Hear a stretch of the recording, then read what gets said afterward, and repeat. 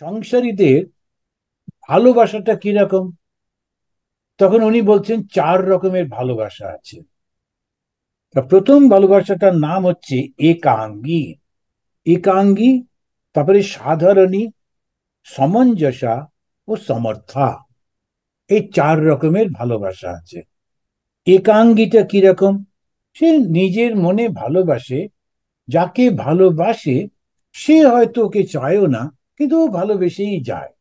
এ হচ্ছে একাঙ্গী ভালোবাসা।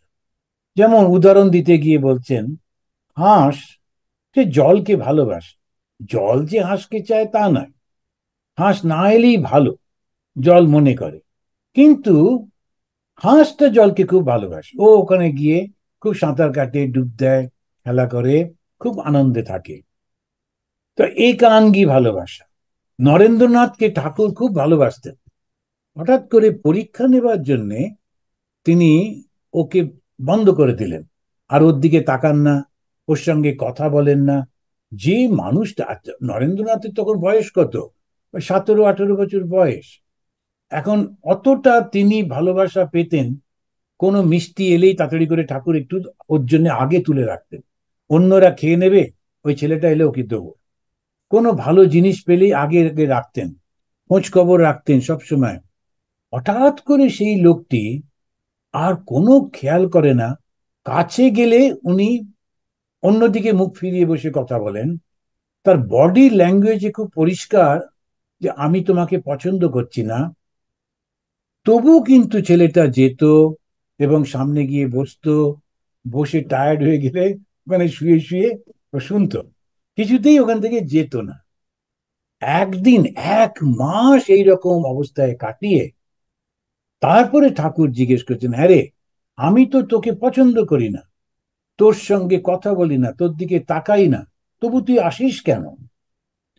তখন উনি উঠে খুব আলতো করে বললেন, মশাই, আপনাকে ভালোবাসি তাই আসি।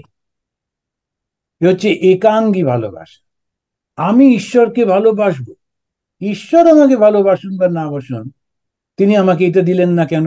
আমি এত টাকার মিষ্টি কিনে ভোগ দিলাম, তবু আমার প্রার্থনা পূরণ হলো না। এত দামি একটা ফুলের মালা পরালাম, তবু আমার প্রার্থনা পূরণ হলো না। এই করলে হবে না। আমি ঈশ্বরকে ভালোবাসি, ঈশ্বর আমাকে ভালোবাসবেন কি বাসবেন না সেটা তার ব্যাপার। এটি একাঙ্গী ভালোবাসা। দ্বিতীয় হচ্ছে সাধারণী। সাধারণী হচ্ছে সে শুধু নিজের সুখটা চায়, বদলে আর কে কি পেলো না পেলো ওসব কিচ্ছু চায় না। এগুলো অত্যন্ত সাধারণ, এবং এইটাই আমরা বেশিরভাগ দেখতে পাই। যে বেশিরভাগই দেখা যায় যে একজন ভদ্রলোক তিনি বলছিলেন যে এখন কি মুশকিল হয়েছে, প্রথমত কম্পিউটারের আমি কি পাসওয়ার্ড দিয়েছি সেটা মনে রাখতে গিয়ে, তার জন্য আবার আর একটা ছোট কম্পিউটার, সেটাতে লিখে রাখতে হয় আমার কি পাসওয়ার্ড দিয়েছি ইত্যাদি।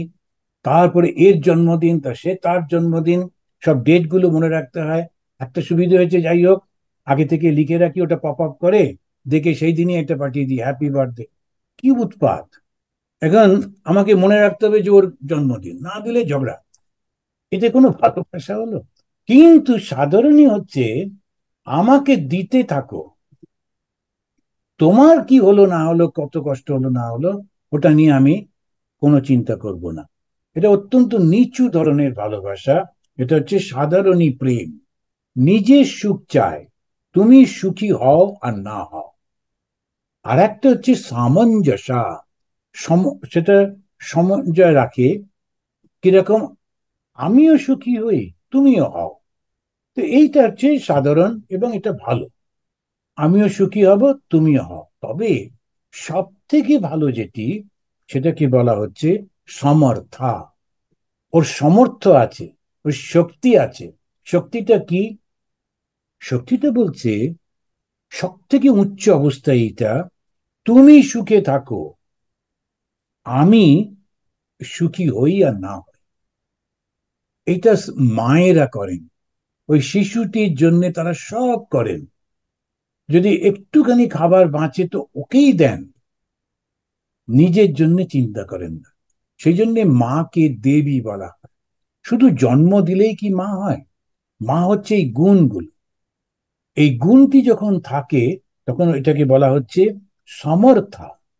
এবারে সংসারী যে, সে যদি ঈশ্বরকে এইভাবে ভালোবাসে, সে একাঙ্গী, ঈশ্বরকেই ভালোবাসে এবং খুব ভালোবাসে, আর কিচ্ছুটি চায় না, কেননা সমর্থা। যখন এই অবস্থা আসে, তখন শ্রী শ্রী রাধাময়ীর অবস্থা আসে। ওই শ্রী চৈতন্যদেব, তিনি শ্রী রাধার কথা বলেন, রাধার অবস্থা হচ্ছে ওইটি। কৃষ্ণ ভালোবাসলো কি বাসলো না, তাতে কিছু এসে যায় না। কৃষ্ণের যেন কোনো দুঃখ না হয়, তার যেন কোনো কষ্ট না হয়, এই সমানে তাকে সবকিছু দিয়ে দেওয়া, এটাকেই বলছেন সমর্থ।